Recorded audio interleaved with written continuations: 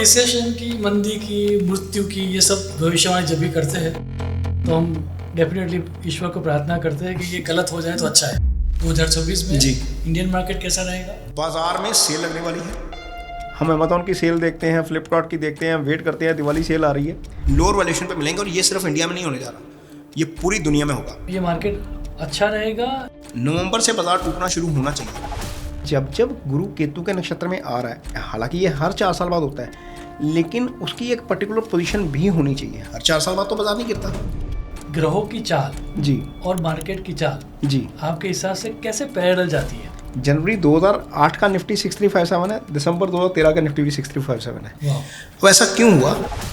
अभी भी लग रहा है कि 4 दिसंबर तक निफ्टी वोलेटाइल रहेगा या गिरेगा। जब हम चार्ट बनाते हैं ना, महीने वाला चार्ट बनाते हैं, उसमें मुझे अभी फिलहाल थोड़ा सा वीक लग रहा है, निफ्टी वीक लग रहा है। इसी 5 साल में डॉलर आप मान के चलिए बहुत वीक हुआ। तो आप ऐसा कह रहे हो एक नई करेंसी का जन्म होगा। शनि मीन राशि में चल रहे हैं, तो मुझे लग रहा है कि कुछ ना कुछ ऐसा हो जाएगा करेंसी के फ्रंट के ऊपर कि बहुत सारी चीज़ें बदल जाएंगी। आने वाले 5 सालों तक सभी reserve banks across the globe, हाँ बिल्कुल, they are going to collect gold, accumulate gold. हाँ, अगर वो लोग एक्यूमुलेट कर रहे हैं गोल्ड, तो गोल्ड की प्राइस कहाँ पर पहुंचेगी? ये जो स्थिति है ये जियोपॉलिटिकल सिनेरियो को डिस्टर्ब करने वाली है। मुझे गोल्ड यहाँ से भी 6 गुना नजर आता है। 6 गुना। राहु का अपना खुद का स्वभाव है सबको लालच देना। तो ये पूरा ड्रामा सजता हुआ मुझे दिख रहा है कि अब ये 23 नवंबर 2025 के बाद राहु सबको लालच देगा।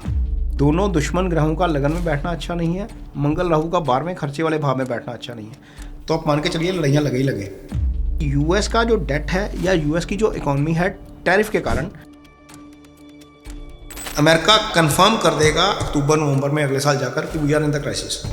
यदि 2008-9 में इकोनॉमी क्राइसिस में आई थी और सरकार को इतना बड़ा पैकेज देना पड़ा था, तो इमेजिन करिए आज यदि अगले साल क्राइसिस में आता है और 2029 में हम इलेक्शन में जाएंगे, उससे पहले 2027 में यूपी का इलेक्शन होगा, गुजरात का इलेक्शन होगा, तो मीन्स स्थिति क्या होगी? क्या हमारे पास कुछ इस तरह का बैकअप प्लान है?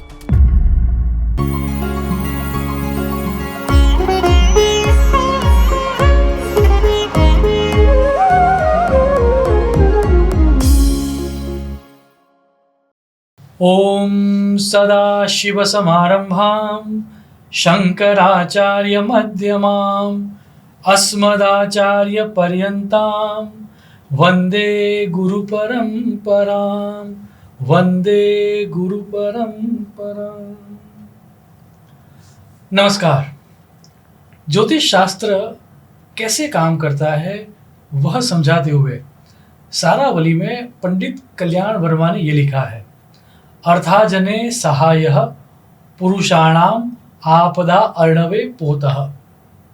अर्थात ये एक ऐसा शास्त्र है जो आपके ऊपर जब ट्रबल हो तब तो आपको हेल्प करेगा ही करेगा, लेकिन अर्थाजने सहाय अर्थात धन प्राप्ति में भी एस्ट्रोलॉजी आपको हेल्प करेगी।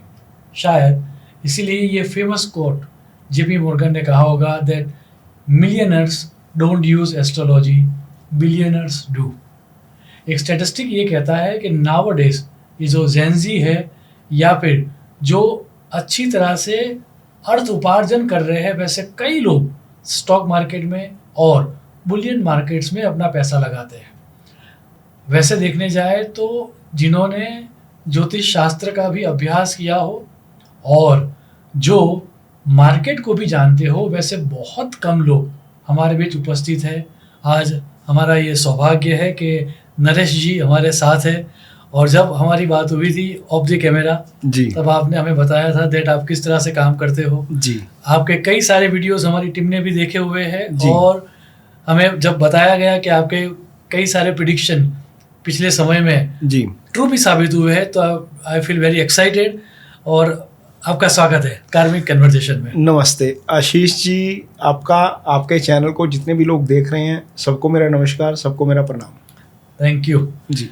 बात वही से करते हैं स्टार्ट जी, कि वैसे जिन्होंने थोड़ा बहुत भी एस्ट्रोलॉजी को पढ़ा है उन सबको पता है दैट एक ब्रांच तो है एस्ट्रोलॉजी की जिसको कहा जाता है फाइनेंशियल एस्ट्रोलॉजी। जी।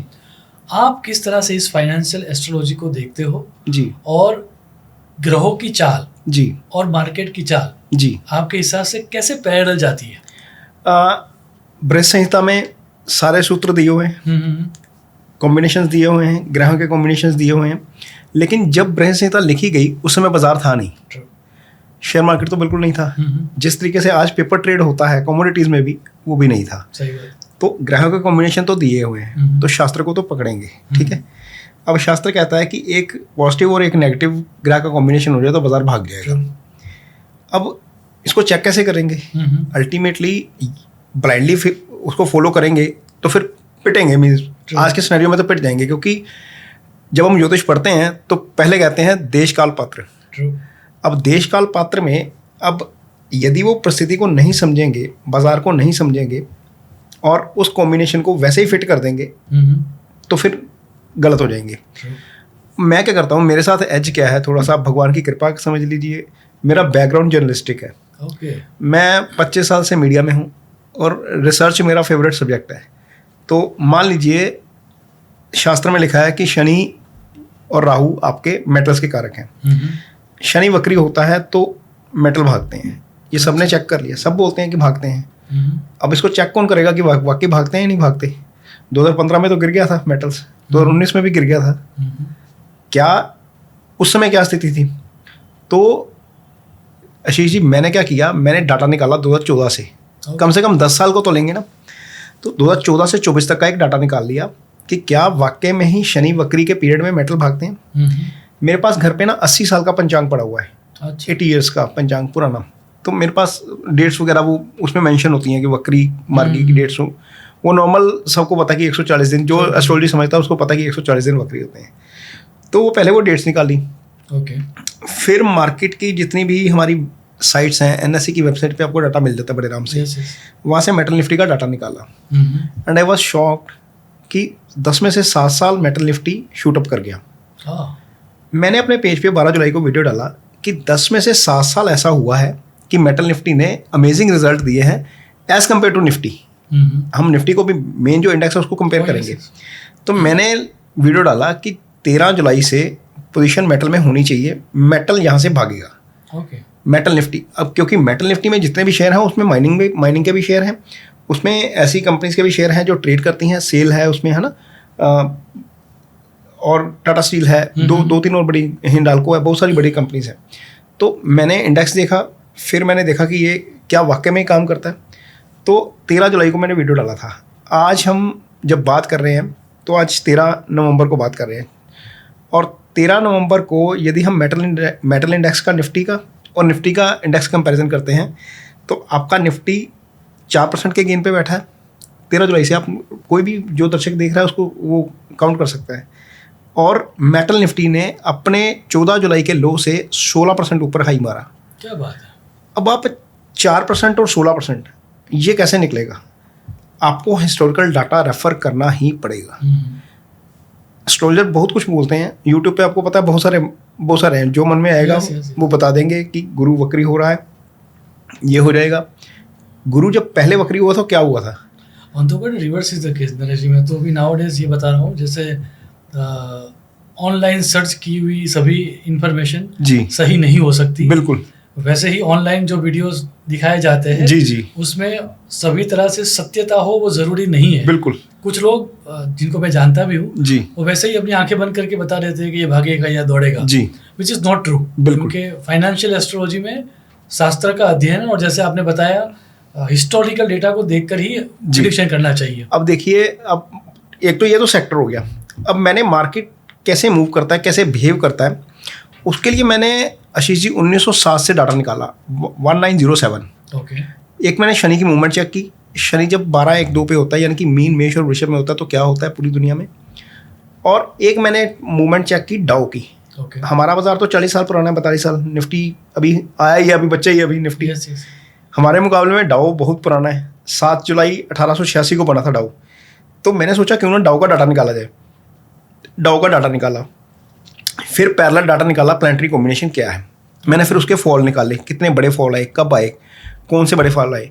1886 में डाउ बना, 1853 में पहला डिक्लाइन आया उसमें, फिर 1907 में आया। 1907 वो साल था जब पूरी दुनिया में क्योस मच गया था, शनि मीन राशि में आए थे उस समय। ओके।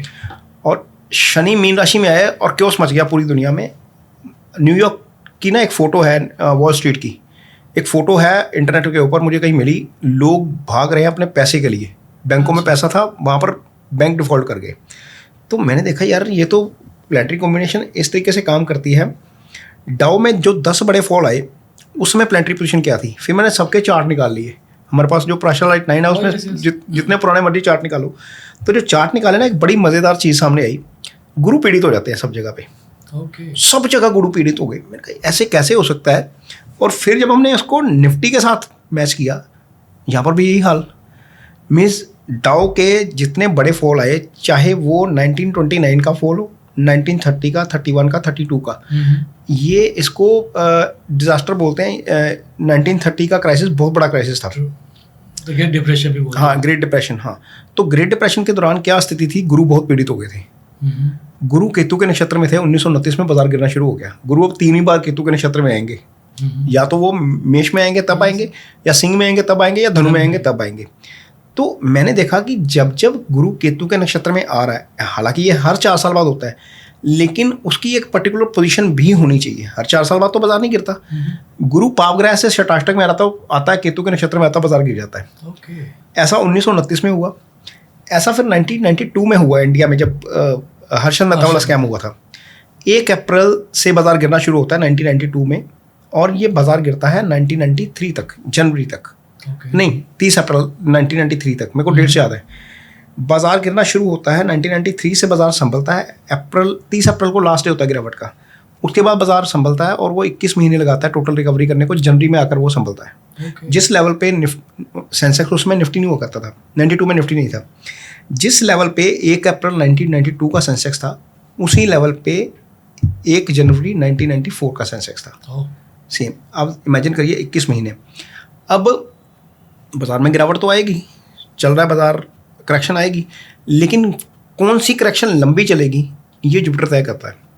अब सेम चीज़ हैपन हुई 2008 में। 2008 में 1 जनवरी का निफ्टी था आपका 1654, मेरे को लेवल याद है, 1 जनवरी 1654। ये .com बबल का साल था। .com आई थिंक 2000 में था ना। सॉरी 1654 2000 का था। ये सेम चीज़ हैपन हुई। 1654 2000 .com बबल वाला साल था। निफ्टी 1 जनवरी को था 1654। ये गिरना शुरू हुआ सितंबर 2001 तक गिरा, और निफ्टी का नीचे लेवल आ गया 849। 50% का डिक्लाइन, लगातार गिरता गया। वहाँ से संभला, कोशिश की इसने दोबारा राइज करने की। ये दिसंबर 2003 में जाकर अगेन 1654 हुआ। अब आप इमेजिन करिए, एक चीज़ जनवरी 2001 में शुरू होती है, जनवरी 2000 में शुरू होती है, सितंबर 2001 तक गिरती है, फिर उसको रिकवरी करने में 47 मंथ का समय लग गया। और जब ये गिरी, उस समय गुरु केतु के नक्षत्र में थे। गुरु पापग्रह के षटाष्टक में थे। अब चार्ट बनाएंगे तो पता लग जाएगा। मैं चाहूँगा कि यदि एडिटिंग टीम आपकी कोशिश कर सके, या मैं चार्ट भेज दूंगा आपको, ट्राई करेंगे। तो अगेन 2008 में फिर वही हुआ। जब 2008 में लेमन क्राइसिस आया, बाजार गिरना शुरू हुआ जनवरी में। दोनों बार जनवरी में ही हुआ बेसिकली। अब जनवरी 2008 का निफ्टी था 6357, ये मेरे को जो फिगर्स याद है। अक्टूबर 27 2008 निफ्टी था 2252, 60% नीचे। वहाँ से बाजार संभला। जब गुरु आगे निकले, बाजार संभला। बाजार ने कोशिश की आगे जाने की, लेकिन समहाउ वो रिकवर नहीं कर पाया। 2010 में सितंबर के आसपास इसने 6338 मीन्स उसी लेवल से 19 पॉइंट नीचे, महज 19 पॉइंट नीचे दोबारा फिर लुढ़क गया।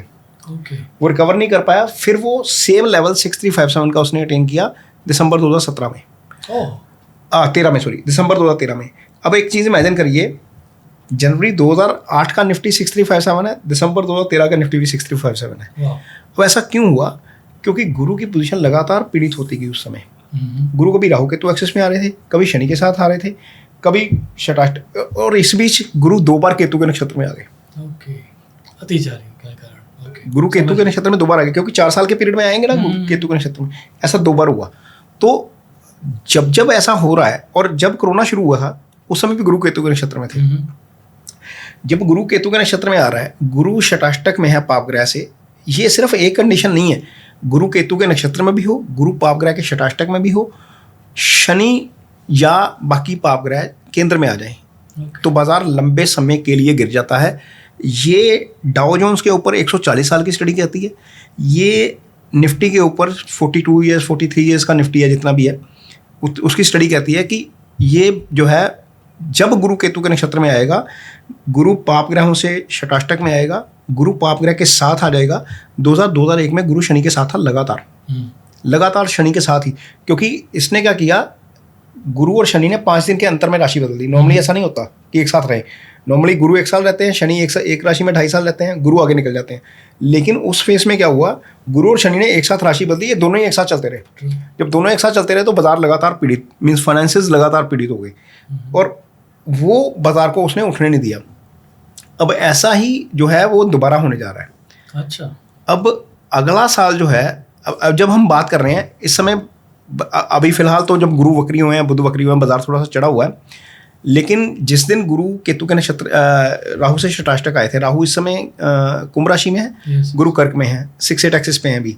जिस दिन से गुरु राहु के नक्षत्र में है उस दिन से बाजार में उतार चढ़ा हुआ है। अब देखिए 18 अक्टूबर का 9:39 का टाइम था गुरु का इसके वक्री होने का, नहीं गुरु सॉरी कर्क राशि में आने का, कर्क राशि में है ना ये शीघ्र गति से चलते हुए। तो 19 को शनिवार था, 20 को रविवार था, 21 को दिवाली थी, 1 घंटे के लिए बाजार खुलता है, 22 को हमारे बलि प्रतिपदा की छुट्टी थी। उसके 1 हफ्ते तक बाजार ठीक चला, उसने 26,100 का हाई मारा, उसके बाद वहाँ से गिरा, फिर 800 पॉइंट निफ्टी टूटा, 25,300 के आसपास आ गया। अभी भी लग रहा है कि 4 दिसंबर तक निफ्टी वोलेटाइल रहेगा या गिरेगा बहुत ज़्यादा, क्योंकि इस समय जो ग्रह स्थिति बनी हुई है प्लैनेट 6-8 एक्सिस पे है।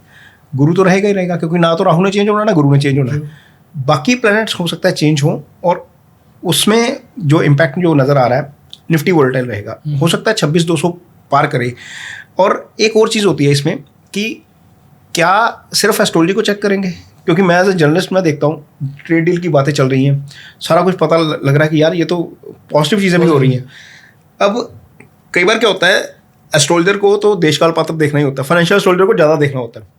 फाइनेंशियल एस्ट्रोलॉजर को जियोपॉलिटिक्स भी देखनी है, और यदि हम एक ही चीज़ के ऊपर फंस जाएंगे तो फिर हम पिट जाएंगे।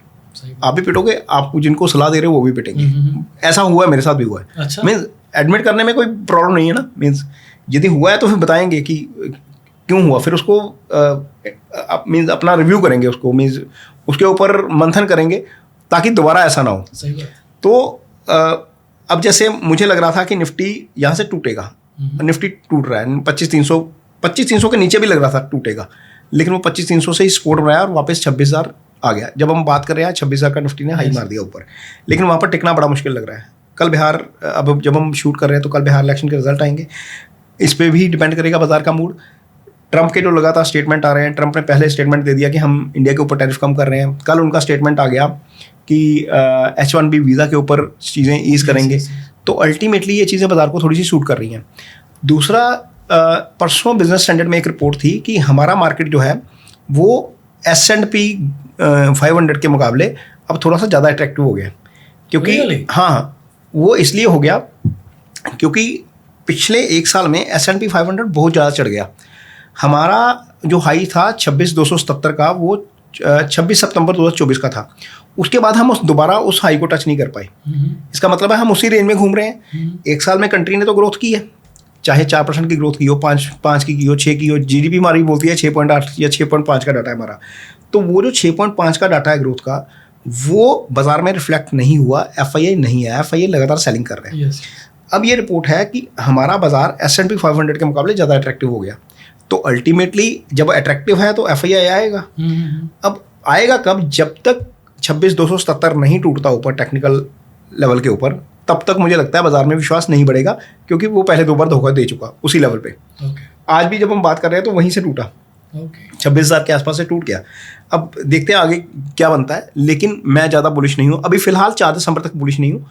हो सकता है उसके बाद चीज़ें ज़्यादा बेटर हो जाए। गुरु जब मिथुन में आए तो हो सकता है बहुत ज़्यादा खींच के ले जाए, क्योंकि ये भी कहता है जब बाजार टूटा था ना 2008 में, गुरु जब मिथुन में आए थे तब बाजार ने रिकवरी की थी। गुरु कन्या में होते हैं, बाजार रिकवरी कर जाता है। बुध की राशि में रिकवरी। हाँ, बुध की राशि में रिकवरी कर जाता है। तो बहुत सारी चीज़ें हैं, जब हम स्टडी करते हैं, जब हम बैठते हैं तो ये पता लगता है यार ये तो जुड़ा हुआ है सारा मामला। तो लेकिन उसके लिए बहुत मेहनत की लोड़ है, बहुत मेहनत की जरूरत है। इसी बात को थोड़ा और ज़्यादा जूम करते हैं ताकि हमारे जो दर्शक हैं जी उनको भी लाभ हो। आज हम बात कर रहे हैं नवंबर में, जी, दिसंबर और फिर जनवरी आएगा जी। सो 2026 को जी आप किस तरह से देखते हो इंडियन मार्केट के लिए? 2026 में जी इंडियन मार्केट कैसा रहेगा? 2026 में यूएसए का मार्केट कैसा रहेगा? जी जी और 2026 में जी गोल्ड और सिल्वर बुलियन मार्केट की परिस्थिति क्या होगी? जी। अब एक एक करके बात करेंगे। Yes, पहले इंडियन पे आते हैं। इंडिया में मुझे लग रहा है कि पहला हाफ जो है साल का वो अच्छा है, ओके, बहुत अच्छा है। मुझे लग रहा है कि 15 जनवरी के बाद, जो मैंने मेटल का साइकिल बोला, 15 जनवरी के बाद मुझे लगता है कि डिफेंस का साइकिल चलेगा। डिफेंस में पोजीशन होनी चाहिए। ओके, ये 7 महीने का साइकिल है। जैसा मैंने मेटल के ऊपर स्टडी की थी वैसा ही मैंने डिफेंस के ऊपर भी स्टडी की। ओके, डिफेंस इंडेक्स तब चलता है आशीष जी जब मंगल मकर में होता है, कुंभ में होता है। हालांकि मकर शनि की राशि है लेकिन मंगल की उच्च राशि है। आप मंगल की उसकी कुंभ में आता है, फिर अपने मित्र की राशि में गुरु में आता है, या फिर अपनी मेष राशि में आ जाता है। इन 4 राशियों में मंगल जब होता है तो डिफेंस निकल जाता है। ऐसा 2022 में भी हुआ, 2024 में भी हुआ। ओके, डिफेंस इंडेक्स हमारा बहुत पुराना नहीं है। 2022 में ये इंडेक्स नहीं था, ये अभी हाल ही में आया। 2024 का इसका डाटा सर्च किया मंगल की इन राशियों में गोचर के दौरान, क्योंकि मंगल यहाँ पर मजबूत हो जाता है। कालपुरुष की पत्रिका भी निकालेंगे तो भी 10वें भाव का मंगल बहुत अच्छा होता है ना, दिग्बली हो जाता है वहाँ पर। तो मंगल कारक है डिफेंस का, इसको सेनापति बोलते हैं ना। यस यस, तो या मंगल धनु राशि में आ जाए, धनु राशि वो तो, या धनु राशि एक्टिव हो जाए। ओके, तो वो कैसे एक्टिव हो रही है वो भी आपको मैं आगे बताता हूँ। तो मुझे लग रहा है कि डिफेंस चलना चाहिए, खासतौर पर जनवरी से लेकर। जिन्होंने पोजीशन बनानी है, जिन्होंने कम्युलेट करनी है, वो 15 दिसंबर से कम्युलेशन शुरू कर सकते हैं, क्योंकि 4 दिसंबर के बाद तो मुझे लग रहा है कि बाजार हो सकता है निकल जाए। ओके, हालांकि जब हम चार्ट बनाते हैं ना, महीने वाला चार्ट बनाते हैं, उसमें मुझे अभी फिलहाल थोड़ा सा वीक लग रहा है, निफ्टी वीक लग रहा है। अच्छा, दिसंबर में हाँ, निफ्टी भी लेकिन यदि टेक्निकल चार्ट देखते हैं, एक बार 26,277 तोड़ा तो फिर ये 28 पे रुकेगा, ओके, फिर बहुत बुलिश हो जाएगा। क्योंकि जो इसकी वो बन रही है ना, चार्ट पैटर्न बन रहा है, वो 1 साल बाद का ब्रेकआउट बड़ा ज़बरदस्त है। अच्छा, कोई भी चार्ट टेक्निकल साइड पे जब बहुत लंबे समय बाद ब्रेकआउट देता है या बहुत अच्छा ब्रेकआउट देता है तो फिर वो एक स्पेस रखता है अपने पास। ओके, दूसरा, फंडामेंटली हमारा मार्केट अब थोड़ा सा अट्रैक्टिव हो गया। बहुत सारी चीज़ें हैं, सिर्फ एस्ट्रोलॉजी नहीं देखेंगे, बाकी चीज़ें भी देखते हैं। मार्केट जब हम एनालाइज करते हैं तो बाकी चीज़ें भी देखते हैं।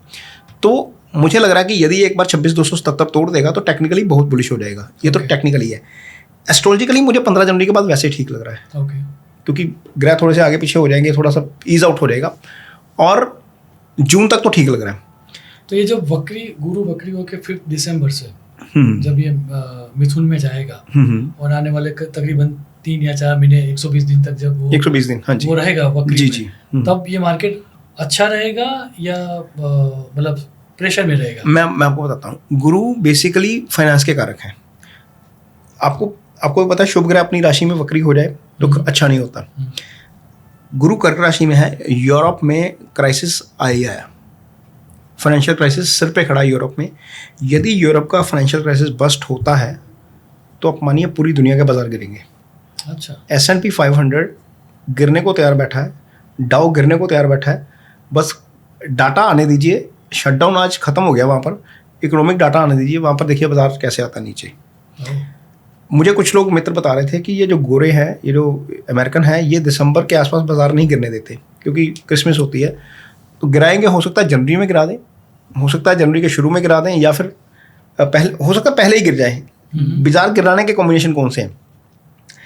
मंगल सूर्य 17 से 7 में वृश्चिक राशि में, सिंह में केतु और कुंभ में राहु, चारों केंद्र में आ गए। 4 पापग्रहों का केंद्र में आना अच्छा नहीं है। ये तो सिंपल साधारण एस्ट्रोलॉजी का भी नियम है। 4 पापग्रह केंद्र में आ गए तो उड़ जाएगा। और जो पिछले फॉल आए उसमें पापग्रह केंद्र में थे। अब जो सडन राइज देखने को मिल रहा है उसका एक कारण समझ में आया कि बुध वक्री हो गया, गुरु वक्री हो गया, और दोनों एक दिन के डिफरेंस के ऊपर वक्री हुए, और दोनों वक्री ग्रह बाजार को उठाकर ले गए, मोमेंटम इसने बना दिया। लेकिन ये ज़्यादा लंबा नहीं चलता मुझे नज़र आ रहा।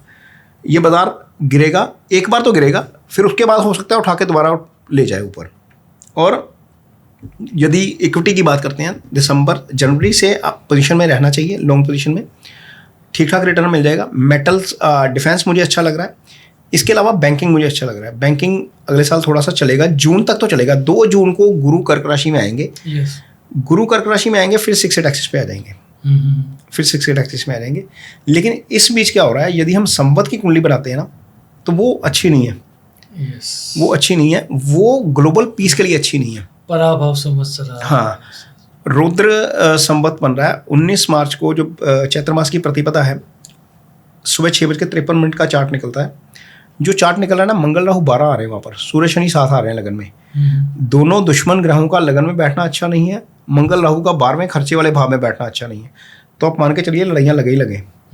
26 वैसे भी शनि नीचाभिलाषी हो रहे हैं। जब शनि नीचाभिलाषी हो रहे हैं, मंगल राहु 7 आ रहे हैं संवत में, ये 19 मार्च का, खैर 19 मार्च से पहले तो ठीक लग रहा है, उसके बाद चीज़ें ज़्यादा गड़बड़ हो सकती हैं वैश्विक स्तर के ऊपर। कुल मिला के कहने का मतलब ये हुआ कि फर्स्ट क्वार्टर जो है जनवरी से लेके मार्च तक का, ऐसा मान के चले जी, तो वो थोड़ा बुलिश लग रहा है। जून तक का ही बुलिश लग रहा है। अच्छा, जून तक का बुलिश लग रहा है, क्योंकि यदि हम लड़ाई की बात, संवत तो चेंज हो जाएगा 19 मार्च। हाँ नहीं, वो ठीक हो जाएगा। लेकिन यदि हम सिर्फ लड़ाई की बात करें ना, तो मुझे एक इंस्टांस याद आता है जब बाजार गिरा, जिस दिन यूक्रेन के ऊपर इन्वेड किया रशिया ने। उस दिन हमारा निफ्टी 5% गिरा। एक बार खबर आने पे झूलता थोड़ा सा नीचे आ जाता है, उसके बाद वो रिकवर कर गया। आप देखिए रशिया कहाँ पर 2022 से लड़ रहा है, हमारा निफ्टी कहाँ पर है। लड़ रहा है ना, कोई दिक्कत नहीं। एक बार जो उसका बाजार ने असेस करना था, जो उसका इम्पैक्ट आना था, वो आ गया। उसका सबसे बड़ा इम्पैक्ट तो गोल्ड सिल्वर पे आया, वो आगे चर्चा करेंगे कि वो क्यों आया।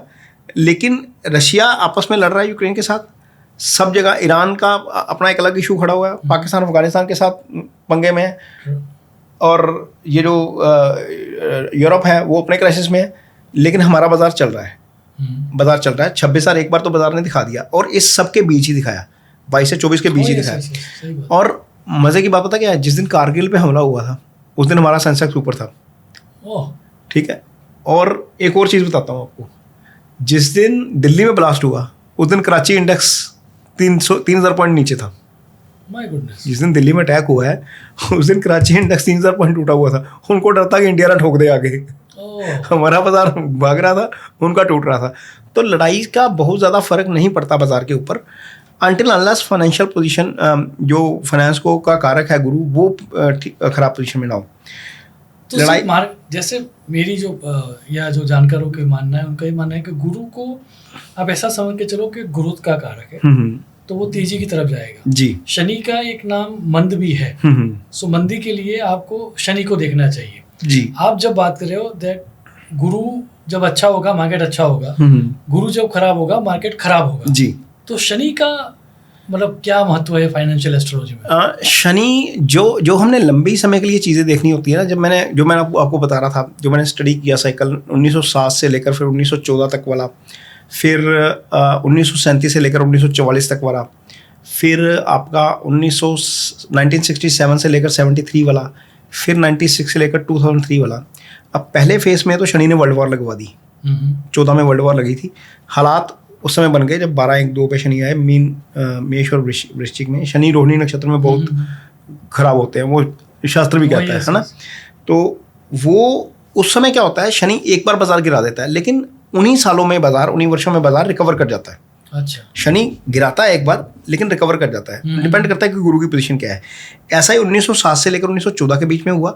शनि करेक्ट करता है चीज़ें, शनि करेक्ट करवा देता है। मान लीजिए जैसे 1907 की बात करें, उस समय फेड नहीं था, फेडरल रिजर्व नहीं होता था। तो जब ये क्राइसिस आया तो अल्टीमेटली किस चीज़ की जरूरत पड़ गई रेगुलेट करने के लिए बैंकों को? फेड की। तो फेड उस समय नहीं था। शनि करेक्टिव मेजर्स करवाता है, फिर इकोनॉमी में भी करेक्टिव मेजर करवा देता है। जैसे अभी शनि मीन राशि में चल रहे हैं, तो मुझे लग रहा है कि कुछ ना कुछ ऐसा हो जाएगा करेंसी के फ्रंट के ऊपर कि बहुत सारी चीज़ें बदल जाएंगी।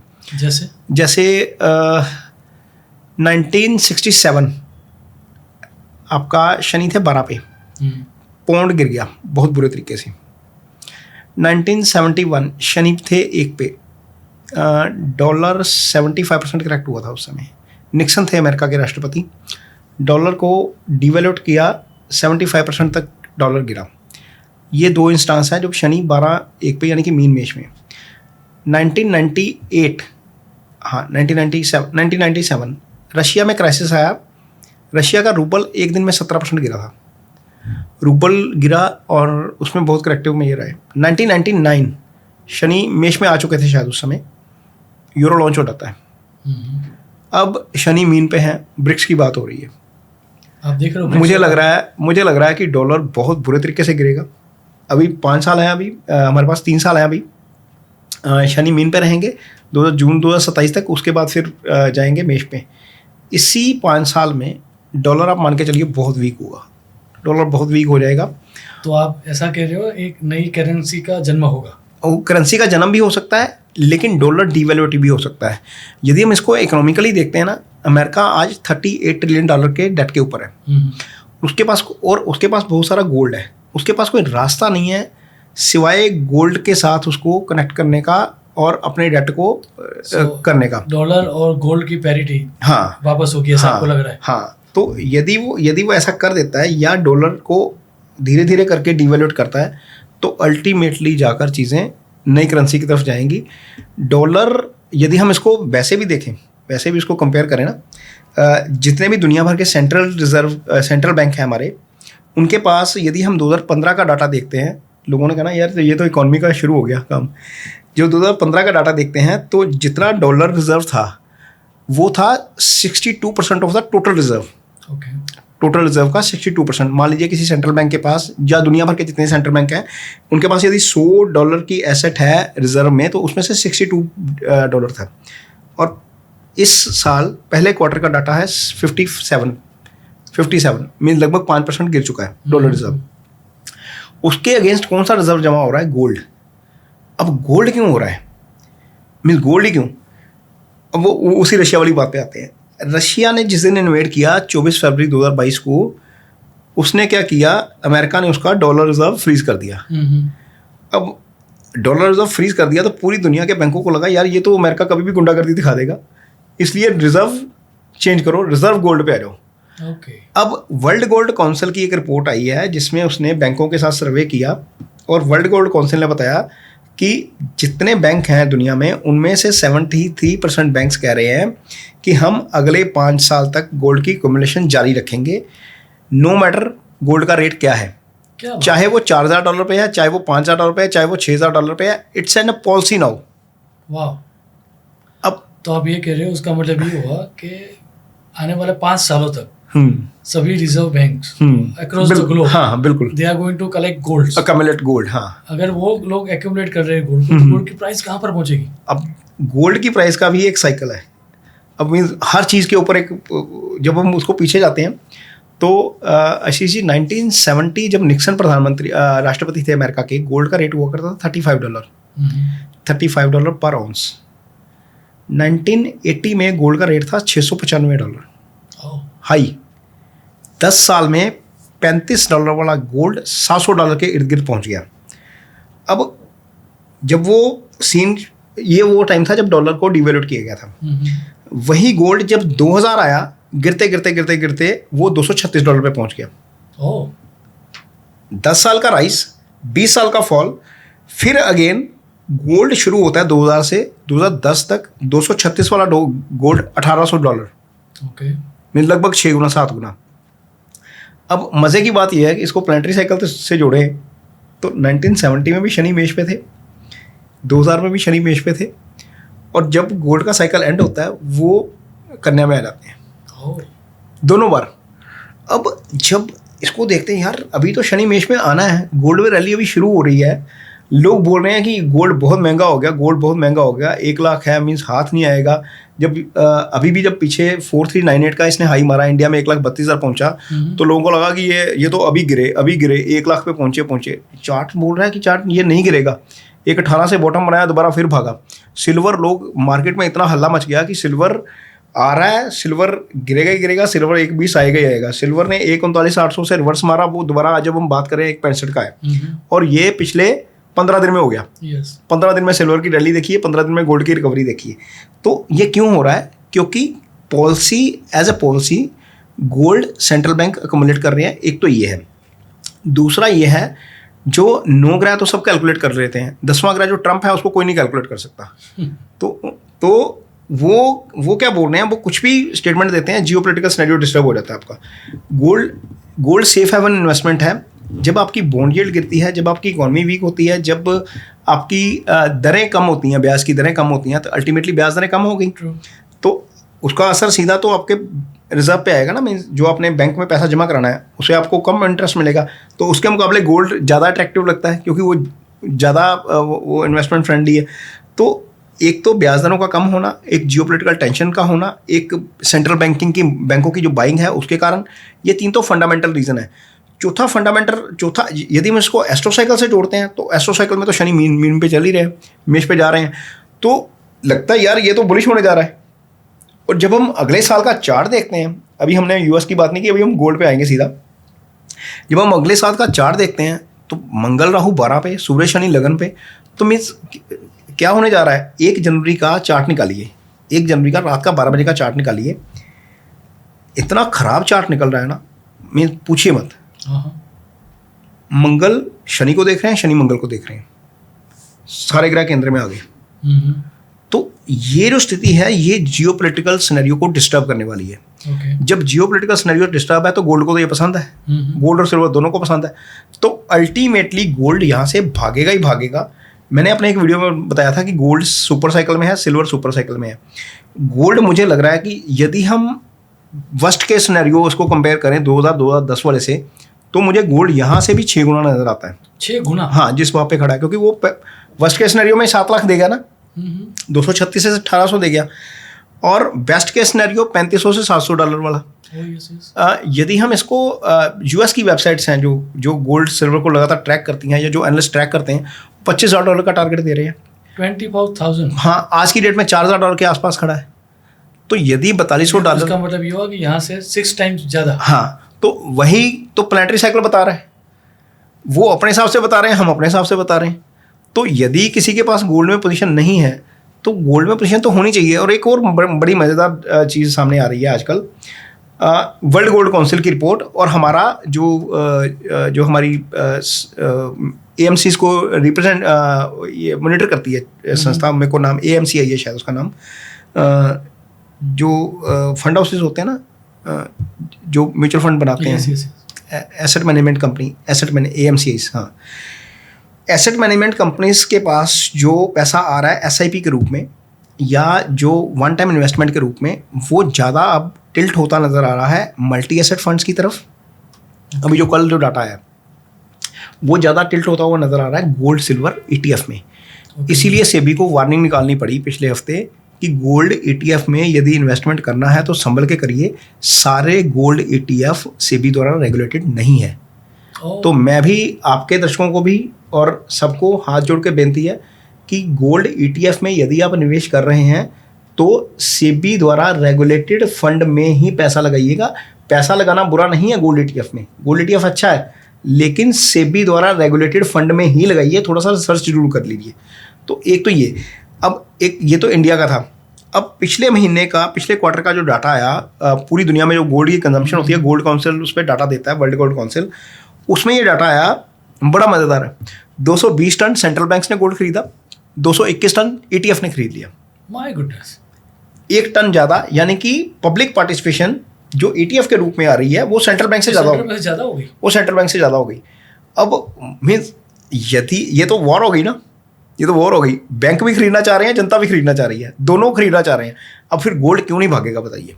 यदि किसी का प्रोस्पेक्टिव लॉन्ग टर्म का है, यदि कोई मेरी एज का बनता है, मीन्स 40-45 साल के आसपास का, जिसने अपनी बेटी की शादी करनी है, बड़े होकर उसको गोल्ड चाहिए, या जिसने अपने बेटे के लिए गोल्ड जमा करना है शादी के लिए, तो उसको तो SIP में लगाना चाहिए अभी गोल्ड में, क्योंकि ये तो हाथ नहीं आएगा। ये तो क्लियर कट बता रहा है, फिगर बता रही है, डाटा बता रहा है। मीन्स ये नंबर यदि आपको देना हो, हाँ जी, इंडियन कॉन्टेक्स्ट में, क्योंकि हम इंडिया की बात कर रहे हैं, आई नो कि डॉलर के इवोल्यूशन से देखने जाएंगे तो प्राइस थोड़ी प्लस माइनस, बिल्कुल किसी इंडियन आदमी को समझना है कि आज जो ये 1.32 का भाव है सर, जी हाँ, 1.32 का भाव है। नहीं, आज का भाव हमारा 127 है, 127 है, हाँ जी। तो आज का भाव 127 है जी। 2026 में जी गोल्ड कहाँ आप देख रहे हो, और आने वाले 5 सालों में आप गोल्ड कहाँ? मुझे लग रहा है कि गोल्ड 160-70 के बीच होना चाहिए अगले साल में। 160-70 बड़े आराम से मिल जाएगा, बहुत आराम से। मीन्स $5,000 तो सारी संस्थाएं दे रही हैं, जितनी जेफरीज है, आपका गोल्डमैन सैक्स है, या बहुत सारे लोग हैं जो $6,6600 का भी टारगेट दे रहे हैं। मैं वो टारगेट की बात नहीं कर रहा। मुझे लग रहा है कि गोल्ड यहाँ से एक 60-70 की रेंज में अगले साल में मिलेगा। हो सकता है कि इससे ज़्यादा हो, कम नहीं होगा, ओके, ज़्यादा हो सकता है। मुझे लगता है कि जब शनि मेष राशि में होंगे उस समय जो दुनिया की स्थिति बनेगी, गोल्ड मोटे तौर पर मान के चलिए 5 लाख मिलेगा 2028 ज़्यादा हो सकता है, कम नहीं होगा। 28 के बाद 28 के बाद क्योंकि 28 से 31 तक रहेंगे शायद मेष राशि में। तो मेष राशि में जब शनि रहेंगे तो दुनिया में क्रक्स, उसका रीज़न ये है कि जो बात मैंने की थी ना, गुरु का केतु के नक्षत्र में आना, वो स्थिति पैदा होने जा रही है 30 अक्टूबर 2026 को। ओके, 30 अक्टूबर 2026 को गुरु केतु के नक्षत्र में आ जाएंगे, मंगल राहु केतु केंद्र में होंगे उस समय। बिल्कुल 16 नवंबर, दर्शक डेट नोट कर लें, नवंबर से बाजार टूटना शुरू होना चाहिए अगले साल, और लंबे वाली गिरावट। अच्छा। ऐसा नहीं है कि एक ही बार में टूट जाएगा, लेकिन डिक्लाइन साइड ज़्यादा नजर आती है, क्योंकि आगे चलकर क्या होगा, गुरु चूंकि शीघ्र गति में है, आगे चलकर क्या होगा कि गुरु जब कर्क राशि में सिंह राशि में जाएंगे, केतु वहाँ पर ऑलरेडी हैं, वो केतु के साथ भी होंगे, केतु के नक्षत्र में भी होंगे, केतु आगे घूमेंगे, गुरु फिर आगे निकल जाएंगे, आगे चलेंगे तो शनि की दृष्टि में आ जाएंगे। शनि 12 में है ना, अतिचारी गति में शनि गुरु कन्या राशि में जाएंगे, शनि की दृष्टि में आ जाएंगे, शनि की दृष्टि में आ जाएंगे, राहु से षष्ठाष्टक में आ जाएंगे। मुझे लग रहा है कि नवंबर में जो गिरावट शुरू होगी वो सितंबर 2027 तक चलनी चाहिए, एक साल तकरीबन। हाँ, मीन 10 महीने के आसपास चलनी चाहिए, ज़्यादा चल सकती है। वहाँ से बाजार संभलेगा। हम टाइम फ्रेम भी थोड़ा सा मुझे लगता है कि दे देना चाहिए। वहाँ से हो सकता है 2-3 महीने के लिए बाजार संभले। अगले साल 28 में अप्रैल में फिर ऐसी स्थिति बन रही है कि बाजार धड़ाम हो जाएगा। तो सबसे पहले तो यह है कि जो लोग बाजार में पैसा लगाते हैं, कैश में पोजीशन जरूर रखिए। बाजार में सेल लगने वाली है, हम अमेज़ॉन की सेल देखते हैं, फ्लिपकार्ट की देखते हैं, वेट करते हैं दिवाली सेल आ रही है, तो बाजार में सेल लगने वाली है, पैसा ज़रूर रखिए। आपको जो सौदे मिल रहे हैं वो लोअर वैल्यूएशन पे मिलेंगे, और ये सिर्फ इंडिया में नहीं होने जा रहा, ये पूरी दुनिया में होगा। मैंने अपने पेज के ऊपर एक वीडियो डाला, मेरा सूरत में एक वो था प्रेजेंटेशन था, मैंने सूरत में बहुत सारे निवेशकों को उसमें एक ऑडिटोरियम हॉल में प्रेजेंटेशन दिया, वो शायद मैंने वीडियो भेजा था। तो वो वीडियो, उस वीडियो के नीचे किसी एक सज्जन ने कमेंट किया, भाई साहब आप बिल्कुल ठीक बोल रहे हो, 5 नवंबर को मिड टर्म पोल है अमेरिका में, मिड टर्म पोल में ट्रंप हार ही आ रहे। अच्छा, अब देखिए क्या हुआ यहाँ पर, न्यूयॉर्क में, न्यू जर्सी में, सब जगह पर ट्रंप हार गए, ट्रंप की पार्टी हार गई, और वहाँ पर तो उनका कैंडिडेट 3रे नंबर पे आ गया, तीसरे के 4थे नंबर पे, आई डोंट नो, बहुत पीछे गया वो उनका कैंडिडेट। अब स्थिति ये है कि यूएस का जो डेट है या यूएस की जो इकोनॉमी है, टैरिफ के कारण ट्रंप बहुत हल्ला कर रहे हैं कि मैंने टैरिफ लगा दिया, दुनिया से पैसा आ रहा है, इकोनॉमी ग्रो कर रही है, ये हो रहा है, वो हो रहा है। जिस दिन ये बबल फूटेगा ना, हमारे यहाँ पर कोई 4 ट्रिलियन की कंपनी नहीं है, एप्पल 4 ट्रिलियन हो गई, एनवीडिया 5 ट्रिलियन हो गई, ये पीक है। जो मार्केट को समझता ना, उसको पता है कि यहाँ से बम फूटने वाला है। ये आज फूटे कल फूटे, और वहाँ से शुरू होगा, जैसे लेमन क्राइसिस शुरू हुआ था। अमेरिका कंफर्म कर देगा अक्टूबर नवंबर में अगले साल जाकर कि we are in the crisis. The moment US will confirm it, Europe में भी ये शुरू हो जाएगा देखना। अब हमने देखा फ्रांस में लोग सड़कों पर, जापान में लोग सड़कों पर, प्रधानमंत्री चेंज हो गया, यूके में प्रधानमंत्री की गद्दी जाने वाली है। अब जब हम आज वीडियो शूट कर रहे हैं, 2 या 4 दिन बाद शायद बजट है वहाँ पर, बजट में यूके की सरकार के पास पैसा नहीं है जो उन्होंने पोल प्रॉमिस किए थे। अच्छा, उनको नेट टैक्स लगाने पड़ेंगे। हो सकता है ऐसी स्थिति में यूके के प्रधानमंत्री की गद्दी उड़ जाए। यदि ये होता है तो यूके सबसे बड़ी इकॉनमी है वहाँ पर, उस यूरोप में। फ्रांस क्राइसिस में है, इटली क्राइसिस में है, जर्मन क्राइसिस में है, जापान क्राइसिस में है, अमेरिका भी क्राइसिस में है। तो ये जो जब इतना क्राइसिस चल रहा है पूरी दुनिया में, गुरु जैसे ही केतु के नक्षत्र में आएंगे, ये कंफर्मेशन हो जाएगी, वहाँ से बाजार पूरी दुनिया में गिरने शुरू हो जाएंगे। जो मुझे लग रहा है, एस्ट्रोलॉजिकली जो लग रहा है, फंडामेंटली तो लग ही रहा है, लेकिन एस्ट्रोलॉजी आपको टाइमिंग बता देती है ना एक ईवेंट का।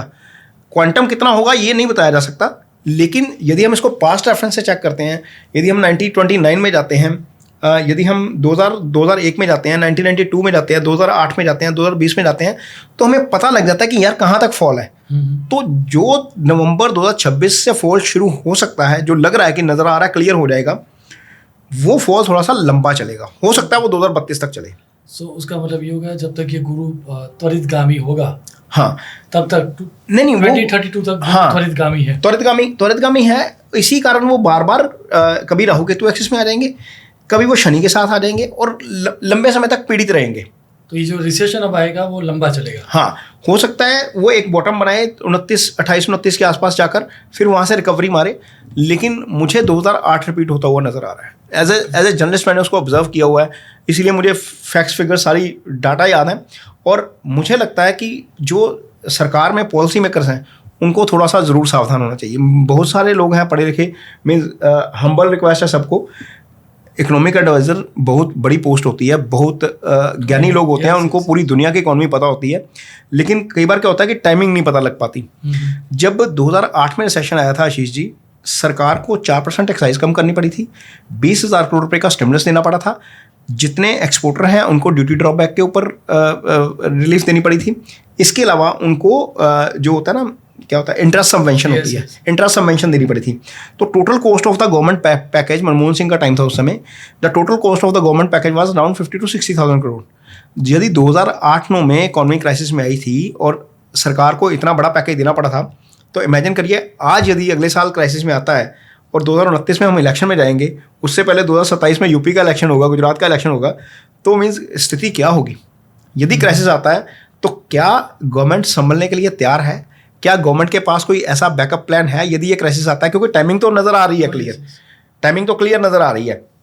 क्या हमारे पास कुछ इस तरह का बैकअप प्लान है कि यदि वहाँ अल्टीमेटली जब इकोनॉमी डाउन होती है तो गवर्नमेंट का रेवेन्यू पहले डाउन होता है।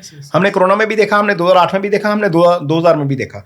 तो कंजम्पशन डाउन हो जाती है ना, तो फिर उसका रेवेन्यू, पहले कंजम्पशन डाउन होगी तो जीएसटी कम हो जाएगा, यदि कंजम्पशन डाउन है तो अर्निंग डाउन हो जाएगी, अर्निंग डाउन होगी तो फिर सरकार का जो डायरेक्ट टैक्स रेवेन्यू होता है वो भी कम होता है। तो अल्टीमेटली यदि ये सारी चीज़ें नज़र आ रही हैं चार्ट के ऊपर, तो मुझे लगता है हाथ जोड़ के विनती है पॉलिसी मेकर्स को कि आपके पास प्लान बी होना चाहिए। कि क्या होना चाहिए आपके माध्यम से, आपके चैनल के माध्यम से, कि एक प्लान बी सरकार के पास होना चाहिए इससे निपटने के लिए, क्योंकि पिछली बार का पता नहीं था, वो सडन से लेमन क्राइसिस हो गया था। इस बार क्लियर चीज़ें ग्लोबल फ्रंट के ऊपर भी नज़र आ रही हैं। एस्ट्रो साइकिल चीख के बोल रहा है कि दिक्कत है वहाँ पर, थोड़ा सा संभलने में कोई परेशानी नहीं है। मीन क्वेश्चन तो होना चाहिए ना कुछ तो क्वेश्चन नहीं आए तो बहुत अच्छा है। सही बात। मीन एस्ट्रोलॉजर कई बार बोलता है कि यार ये मेरी भविष्यवाणी सही नहीं होनी चाहिए, और रिसेशन की, मंदी की, मृत्यु की, ये सब भविष्यवाणी जब भी करते हैं तो हम डेफिनेटली ईश्वर को प्रार्थना करते हैं कि ये गलत हो जाए तो अच्छा है। बिल्कुल, मैं भी ये प्रार्थना कर रहा हूँ कि ये नहीं होनी चाहिए, लेकिन चार्ट पे क्लियर नज़र आ रहा है। तो उसके लिए यदि क्लियर नज़र आ रहा है, यदि हमारे शास्त्र हमें ये चीज़ सिखा के गए हैं और ये चीज़ हम उसको फैक्ट्स के साथ वेरीफाई करके डेट निकल रही है, सामने पता लग रहा है कि इस चीज़ से इस महीने से इस साल से चीज़ें गड़बड़ है, तो हमें तैयारी रखनी चाहिए। आम निवेशक को भी अपने पास कैश रखना चाहिए, नीचे सेल लगेगी वहाँ पर खरीदेंगे। और जिसने अपना पैसा म्यूचुअल फंड में लगाया हुआ है बेटी की शादी के लिए, बच्चे की पढ़ाई के लिए, फॉरेन स्टडी के लिए, अपनी रिटायरमेंट के लिए, भगवान का वास्ता है वहाँ पर थोड़ा सा पोजीशन हल्की कर लीजिएगा। नहीं हल्की करनी तो मल्टी एसेट फंड में पैसा लगा लीजिएगा, कुछ ना करिए। मल्टी एसेट फंड में सब जगह पर एक्सपोजर होता है, तो अल्टीमेटली बच जाएंगे। थोड़ा रेवेन्यू, उसका इंटरेस्ट थोड़ा सा कम मिलता है, थोड़ा सा उसका रिटर्न थोड़ा सा कम मिलता है, लेकिन मुझे लग रहा है कि है क्राइसिस आगे क्राइसिस है। हालांकि मैं फाइनेंशियल एडवाइजर नहीं हूँ, मैं एस्ट्रोलॉजर हूँ, लेकिन फिर भी that's the one of the thing, हम भी जब ये 2009 में हमने एक बुक लिखी थी जी, क्योंकि एज यू नो हमारा बैकग्राउंड गुजरात का है, जी जी, तो गुजरात में तो स्टॉक मार्केट मतलब इट्स ए काइंड ऑफ ए सबसे बड़ी इंडस्ट्री स्टॉक मार्केट ही है। बिल्कुल। तो तब हमने एक बुक लिखी थी ज्योतिष और शेयर बाजार, ऐसा करके बुक हमने लिखी थी। तो तब हमने देखा था दैट आपने अभी तक 2 प्लैनेट की बातें की, आपने गुरु के बारे में बात की, आपने केतु के नक्षत्र के बारे में बात की। अब जो इंटरेस्टिंग बात जिसके बारे में बात करना चाहूँगा वो है राहु का अपने नक्षत्र में जाना जी।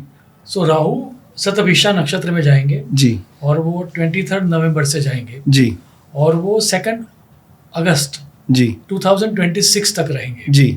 इस राहु के शतभिषा नक्षत्र के ट्रांजिट को आप कैसे लेते हो? क्योंकि हम ऐसा लेते हैं, जब हमने फाइनेंशियल एस्ट्रोलॉजी को थोड़ा बहुत जब स्टडी किया था, कि जैसे राहु का अपना खुद का स्वभाव है सबको लालच देना, तो ये पूरा ड्रामा सजता हुआ मुझे दिख रहा है कि अब ये 23 नवंबर 2025 के बाद राहु सबको लालच देगा, सबको ग्रीड देगा कि पैसा तो यहीं पर है, सब यहीं पर पैसे लगाओ। बिल्कुल। और वो ग्रीड को अब आप जब बोल रहे थे सेकंड हाफ ऑफ 2026 जी, तो मेरे मन में अब पिक्चर क्लियर हो रहा है जी, कि नवंबर से लेकर जून जुलाई तक या जब तक अगस्त तक ये राहु जब तक ये शतभिषा नक्षत्र जी, में जी। तब तक सबकी ग्रीड को बढ़ाएगा, जी। सबको लगेगा इसी में पैसा डाल दे और फिर जाके वो सबको तोड़ेगा। कोरोना में भी शायद राहु अपने नक्षत्र में थे, यस, है ना, उस समय भी टूटा था बाजार।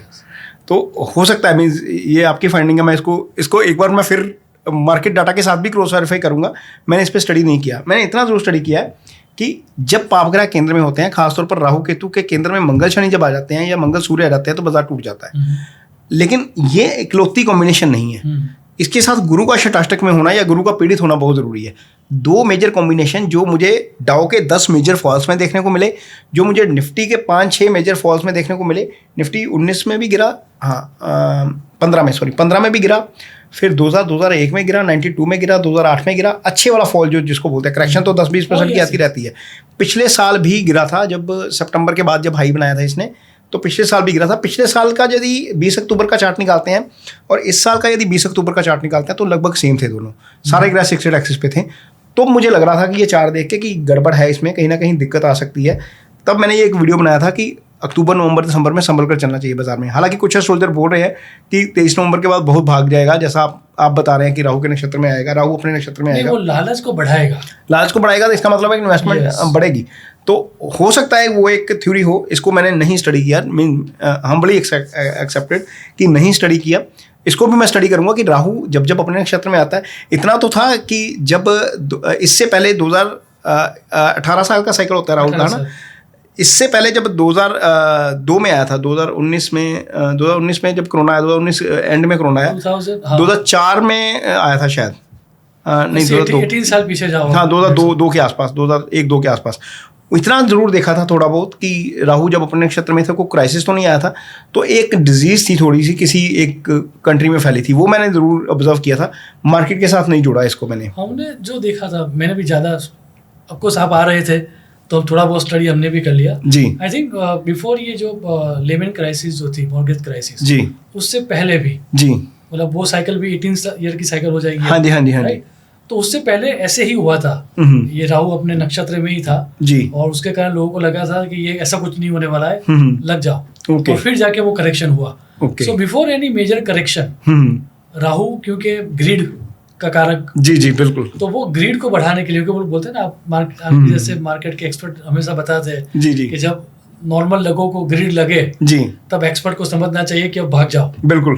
तो वही माहौल शायद अभी क्रिएट हो रहा है आहिस्ता आहिस्ता जी, क्योंकि अभी जैसे मुझे आज भी याद है, हम हर्षद मेहता के टाइम में मैं काफी छोटा था, लेकिन मुझे आज भी याद है वो जो टपरी वाले जो लोग होते थे या वो जो छोटे छोटे सेलर्स होते थे, वो सब स्टॉक मार्केट में पैसा लगाते थे। यहाँ तक कि लोग मुझे भी बोलते थे कि स्टॉक मार्केट में पैसा लगाओ, ये तो बहुत भागने वाला है जी। So when everyone is into the market जी, तो एक्सपर्ट को बाहर जाना चाहिए। क्या वही माहौल अभी भी है या माहौल चेंज हुआ है? अभी माहौल बनेगा जब निफ्टी 26,270 को पार कर जाएगा। ओके, भागेगा तो बहुत, चार्ट तो बोल रहा है, चार्ट बोल रहा है कि यदि 26,270 कटा तो 28,000 सीधा जाएगा, 27-28 बड़े आराम से मार देगा, रैली आएगी एक जबरदस्त। वहाँ पर तो टेक्निकली चार्ट ही बोल रहा है, लेकिन ये जो फैक्टर आपने बताया ये अल्टीमेटली फिर वो जनवरी से हो जाएगा ठीक, वो जो मैं बता रहा हूँ ना 15 जनवरी के बाद, वो मुझे ठीक नज़र आ रहा है। फिर वो कैलकुलेशन ठीक है आपकी, लेकिन मैं इसको अगेन एक बार, ये आपने मेरे को कंटेंट दे दिया बाय द वे। ओके, मैं राहु का नक्षत्र चेक करूंगा, कब कब मार्केट का मूव, डाउ का मूव कब बड़ा था, बड़ा मूव कब आता है बाजार में। हमारी रिसर्च ये कहती है कि before any big fall Rahu लोगों को ललचाता है अपने नक्षत्र में, अपने नक्षत्र में आएगा, मित्र के नक्षत्र में आएगा जी। एक अन्य इंटरेस्टिंग फिनोमिना आप बार बार बोल रहे हो, आपके वीडियो से भी आता है, वो है षडाष्टक का। जी जी, 6-8 एक्सिस। हमने जो पढ़ा था जी, या जो हमारी रिसर्च थी उसमें मैंने ये देखा था दैट कंजक्शन और ऑपोजिशन ये ज्यादा इफेक्टिव होता है, लेकिन आपकी रिसर्च कुछ इंटरेस्टिंग बातें मुझे बता रही है दैट षडाष्टक को भी देखना चाहिए। बिल्कुल, 6-8 एक्सिस पे जितने फॉल आए ना आशीष जी, सब में गुरु 6-8 एक्सिस पे था। क्या बात है, या कंजंक्शन में या 6-8 एक्सिस में बड़े फॉल्स, आप स्टडी कर लीजिए वो सारा डाटा।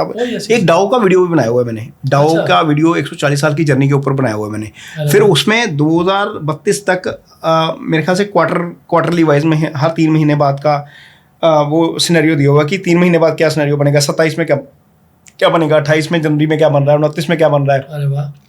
30 में क्या बन रहा है, कहाँ पर बाजार संभल सकता है, वो सारा एक डाउ की वीडियो में दिया हुआ है। Fantastic. कोशिश की है जितने फंडामेंटल अपने को समझ आए या एस्ट्रोलॉजी को जितना अपनी तरफ से जोड़ सके कि लोगों को हेल्प होनी चाहिए। Those who are invested should be protected, क्योंकि सबका पैसा, देखिए कोई आज बाजार में 25,000 करोड़ रुपए का यदि SIP के जरिए निवेश आ रहा है तो बड़ा लोग नहीं है, वो एक बहुत छोटे लोग, वो छोटे लोग हैं, वो ऑफिस बॉय है, वो कलर का काम कर रहा है, वो किसी जगह पे सरकारी नौकरी कर रहा है, वो 20-50 हज़ार रुपए की का ठेले वाला है, वो जैसे आप बताया पनवाड़ी वाले। याद है 2009 में मैं USA में था, ये जब सब जी, हुआ था। जी ओके।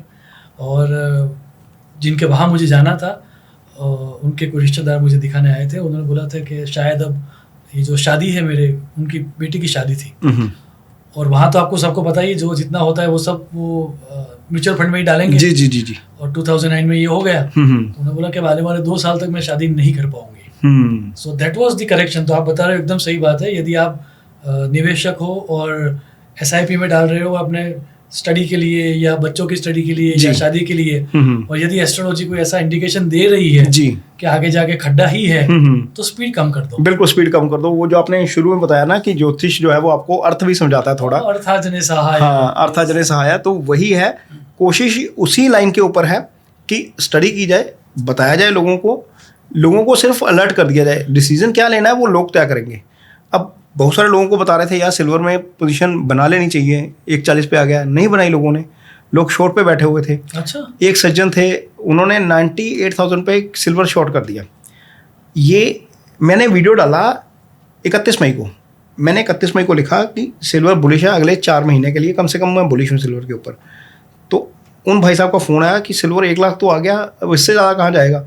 मैंने कहा ठीक है भाई साहब, आपको लगता तो आप शॉर्ट कर दीजिए। कहना मैं शॉर्ट पे हूँ ऑलरेडी। अब 116 पे आ गया, फिर भाई साहब का फ़ोन आया कि सिल्वर क्या लग रहा है, मैं क्या हो गया था, मैं शॉर्ट पे हूँ। मैंने कहा भाई फिर शॉर्ट पे बैठे रहिए, अभी 140 आ रहा है, वो 140 चला गया।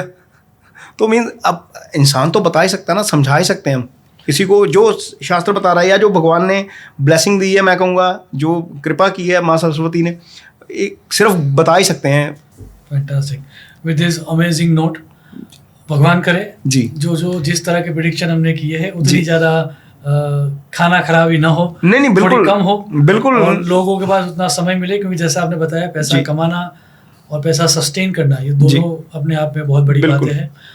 तो पूरा पर्पस जो ये था इस पॉडकास्ट का यही था, आप 1 दफ़े 2 दफ़े या ज़्यादा दफ़े इस पॉडकास्ट को सुनना, डेट्स को लिख लेना अपने हिसाब से, ताकि वो डेट्स आए उससे पूर्व जी आपको उसके लिए कोई बैरियर मिल जाए, आप बिल्कुल उसके लिए सहायता मिल जाए जी, ताकि नुकसान कम से कम हो। लालच बढ़ने वाली है और नुकसान होने की प्रबल संभावना है जी, आगे गड्ढा है, जैसा नीरज जी ने बताया है, तो अपनी स्पीड थोड़ी कम कर देना। बिल्कुल।